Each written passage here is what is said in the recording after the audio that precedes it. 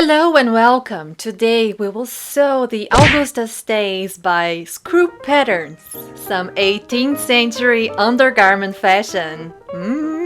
For this project you will need a marvelous pattern for the Augusta Stays from 1775 to 1789 by Scroops and Virgils Fine Goods, 20 meters of synthetic whale boning or, heavy-duty zip ties, metal eyelets. For the fashion fabric I am using a green poplin just to throw any hint of historical accuracy out of the window. For the support, a heavy canvas, muslin or coutil, and for the lining, a white poplin. We need ribbon for the lacing, bias tape for the finishing touches, a sewing machine or your hands, carbon transfer paper, a tracing wheel, a pencil, and some pins. I bought the PDF version of the pattern, which requires a printer. You have to print it, glue all the pieces together, cut the size that you need, and then you are free to trace that pattern onto the fabric of your choice. Corset makers out there will riot, but I will not make any alterations to this pattern, nor will I make a toile. I will sew it as it is in order to give it a fair review of the fit. I'm cutting a size 40, as this is my bust measurement in inches, and I am doing the theatrical version of the stays that do not have the frontal lacing. You have to cut one full set of pieces for each layer of fabric that you intend on using. Since I have 3, I need 3 complete stays, so to speak. Some of you already know me a little bit to figure that I will probably not read the instructions because I am lazy and I enjoy suffering very much, but I did take a quick glimpse at them after I realized I was cutting more pieces than I should have been.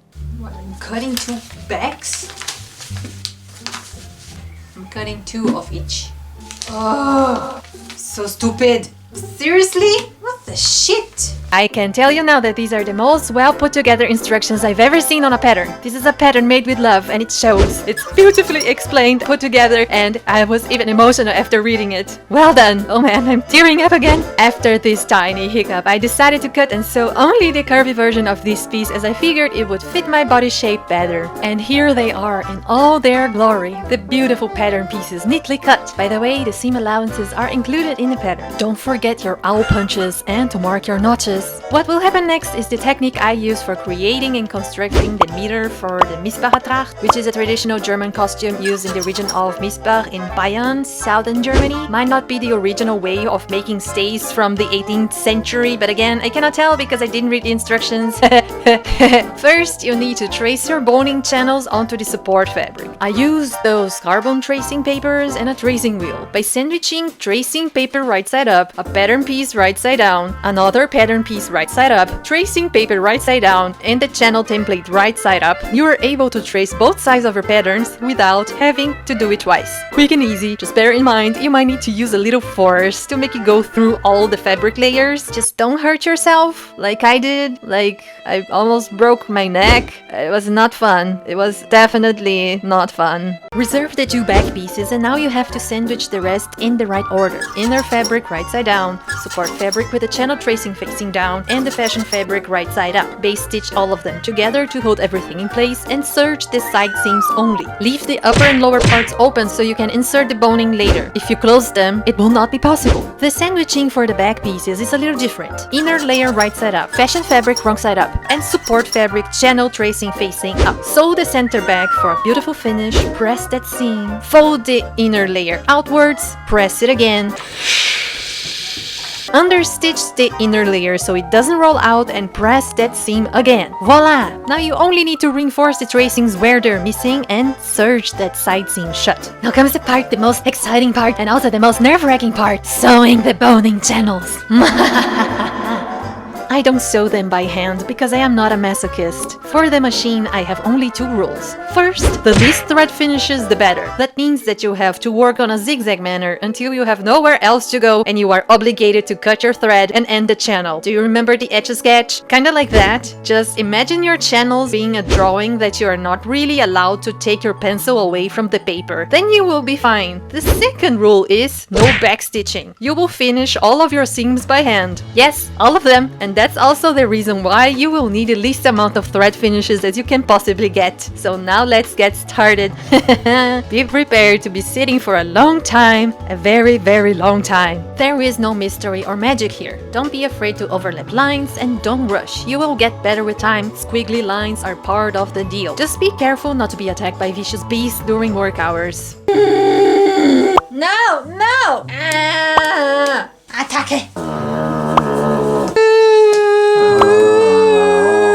For this type of boning channels, I am working in U or V shapes, depending on what the tracing is telling me. Most of the thread ends are on the upper part of the stays, and I am leaving enough thread so I can tie the ends together by hand later. This is very important. Remember to leave enough for you to work with, otherwise you're going to have a problem. And yes, sew the bonings before assembling everything. It will make your life easier for these kind of stays. One eternity later. Now that everything is sewn, you have to pull all of the front thread endings to the back. I am doing this gently with a seam ripper, but a simple pin will do the trick. We have now to assemble all pieces together, matching all notches and all punches, making sure we are not going over any channel bonings to avoid future frustrations. Sew all pieces together, right sides facing, and now with back stitching. And this is what we have so far. In case you were wondering why I'm not making these stays bulletproof as I generally do, it is because I'm using materials I already have at home and I didn't have much support fabric left. But it's okay. Let's call these summer stays. Before we can continue, we need to tie all of those loose thread endings, and that is a task that will take forever and ever. I am remembering my traumatizing years in the Girl Scouts and using a square knot that I am pretty sure will not come undone that easily. In the misbara meter that I mentioned before, I would tie the knots, use a paste and newspaper to seal all in place, and then I would add an extra lining to all of that to hide it and add another extra security layer, but since this one is directly on my lining layer, I want it to be as secure as possible, so I am doing a double square knot just to be sure. You could maybe add a tiny bit of fabric glue if you are unsure, but I don't know if this is necessary. Once you are done, you can start inserting your boning. I purchased 20 meters of 6mm synthetic whale boning. You need to cut it and file the raw edges so it doesn't cut through your fabric. Pay attention to the angle of your channels and make sure you cut it right so your boning goes right to the end. Regarding flossing or those fancy embroidery details with the purpose of holding the boning in place, I was not able to find information if you should or not floss 18th century stays, but I posted that question on a Facebook group that I'm in and I will keep you informed. I am not flossing mine because I am lazy.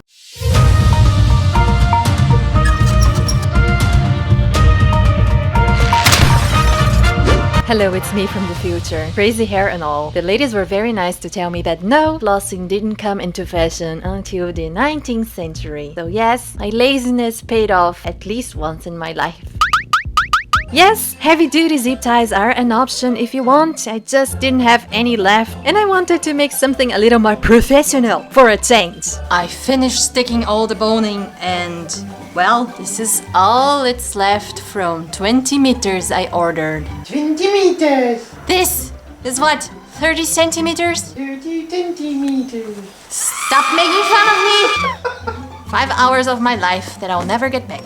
And after a rare visit from Chili the cat, who is just too noble to be on camera with us peasants, it is now time to add the bias tape for a final finish of those awful raw edges. I chose to cheat, of course, because I had this beautiful flowery fabric that I wanted to use, but didn't feel like wasting too much of it by actually cutting it on bias. So here's a hack for you. Just cut a very thin strip of fabric on straight grain and it will behave like a bias tape. If you are scared of it fraying, use pinking shears. Sew it as close to the edge as possible and finish it by hand or machine. I chose to do it by hand because I have no life. On the bottom, I first cut the excess fabric because I felt like it. I don't really know if you have to do it or if you even should do it, but I felt like it, so I did it. So now I have this beautiful curvy whatever thing going on down there. Hello. Yes. Oh, thank you. Thank you. You bring me the rat. Oh, thank you for the rat. Thank you. Ugly, dirty red appreciation time. It's very important. The first time I got into corsetry, I learned that when installing eyelets, one should not cut the fabric, but pierce it with an awl, not to allow it to lose any strength and rip, leaving one naked in the wild. Much to my surprise, a huge number of corset makers do use hole punchers to install eyelets, so I decided to give it a go, and I purchased a set of colorful eyelets from Amazon for 13 bucks, and it came with a hole punch, 300 assorted eyelets, a whatever tool, and one metal stick thingies for you to hammer the eyelet firmly to the fabric. Not much to my surprise, the hole punch that came with the set didn't go through my 3 layers of test canvas, so I took my official leather punch that worked so well it punched a hole through the wooden surface I was using as a base. Just to be sure that the fabric was indeed not going to rip or the eyelet going to fall out, I did some tension testing and it worked out better than I imagined. It all stayed in place just fine and it's amazing. And this blanket is the best thing there is in this house. Yes. Ah, it's so fluffy. Then an evil fly dared to enter our kingdom just to face its doom, and I chose another wooden base for the hole punching thing. Sushi, I have to put you away because this is really loud. I'm sorry, Monshu, but I need to put you somewhere safe for your ears. Which didn't work in the end because both my choices were very soft and it ended up with the tool not going through. So I grabbed my belt hole puncher and that worked like a charm. I installed all eyelets on one side according to the template that came with the pattern, then I transferred the holes to the other side with a fabric pen, making sure all is symmetric. And finally, I installed the shoulder straps, I used the ribbon as a lacing, and it's time for the reveal. And my shoes have tails, tails, tails, tails, tails, tails, tails, tails, tails, tails. Please bear in mind that I do not own any undergarments or shoes from this era, so I am improvising with what I have at home. These are German traditional costume undergarments, very sexy. My mom would be so proud of me for flashing my underwear on the internet for everyone to see. Don't even ask me about my bunny shoes. What to say about these stays? I really like them. Considering I made no alterations to the original pattern, they fit me pretty well, and those of you who have sewn stays or corsets in the past know that this is not the case for most of the patterns out there. I'd say that if I were to change anything, I'd take the back a little further down and I would remove a little bit of the front on the neckline because although my boobage is big, my ribcage is quite small in frame, which leads to some extra fabric around the armpit area with most of the patterns in the market. I also realized I do not own a dog, but a cow that was eating grass the whole time we were shooting outside just for her to puke her guts out, resulting in her being put away for a while. Oh no. Only so she could find her way out while I was so professionally testing the boobage support for these stays and start eating grass again. Feine susu. Nein, nicht jetzt weiter. No. Clever girl. Even though most people have the wrong idea about corsets and stays with people fainting, disfigured bodies and other ridiculous shenanigans, these are pretty comfortable and yes, I am able to breathe, and while it might take a while to get used to wearing these type of undergarments, they are more comfortable than most bras out there, so give it a shot if you can. I am sure you will be positively surprised. Another pro to these, perfect posture. Yes. As to sewing them, it isn't as complicated as it seems, and this pattern I used is really well explained and I totally recommend for beginner sewists. You can do anything if you set your mind to it. Just do it with patience and calm. You don't need to rush. These stays are perfect for a ladylike stroll, half naked in the garden, and definitely for using your seduction techniques. No? Oh well then, I hope you enjoyed this video. If you like sewing shenanigans and crazy fashion projects, don't forget to subscribe and hit the bell button so you get all of my updates. And I will see you next week. Bye!